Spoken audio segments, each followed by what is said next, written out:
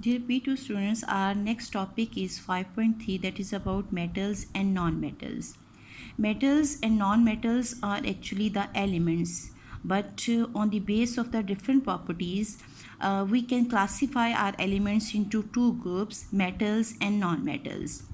On the basis of their general properties or the physical properties, we can differentiate metals and non-metals, or you can say we can classify our elements into two groups, metals and non-metals.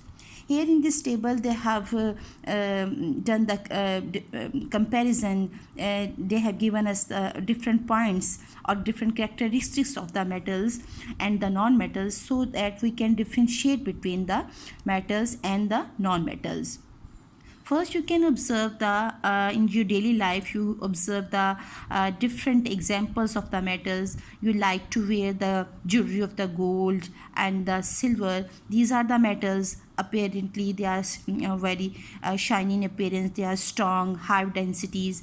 And the copper wires you can observe in your as electricity wires, and the aluminum foil you use daily to in a baking purpose. You can also use the aluminum foil. So these are the different examples of the metals. And the examples of the non-metals are iodine, bromine, sulfur, and the carbon. Apparently you can do the comparison. They are not similar. They are physically they are different from each other. So let's start the know about the differences between the metals and the non-metals.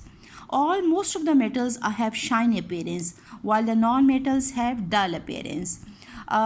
Most of the metals have high densities, while the non-metals have low densities. Metals have high melting and boiling points, while the non-metals have no melting and the low melting and the boiling points. Most of the metals are excellent and the good conductors of the heat and the electricity, mean they allowed to pass the most of the heat and current through it, while the non-metals are the poor conductors of the heat and the current, mean they are the insulators, mean they don't allow to pass the good amount of the heat and electric current through it.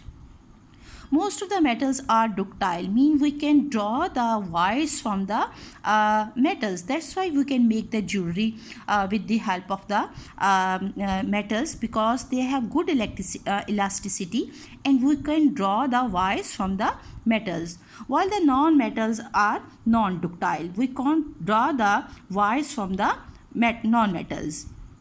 Most of the metals are malleable, mean when we beat the metal, we can change it into sheets, as you can observe over here. But the non-metals are non-malleable, mean we can't beat the non-metal to make a sheet. Most of the metals are sonorous, mean when we strike a metal with some object, it produces a deep and a loud sound. But the non-metals are non-sonorous, mean they produce a dull sound. They don't produce a deep and the loud sound. So these are the different properties of the metals and the non-metals, which help us to differentiate between the metals and non-metals, and we can classify our elements into two groups, metals and non-metals.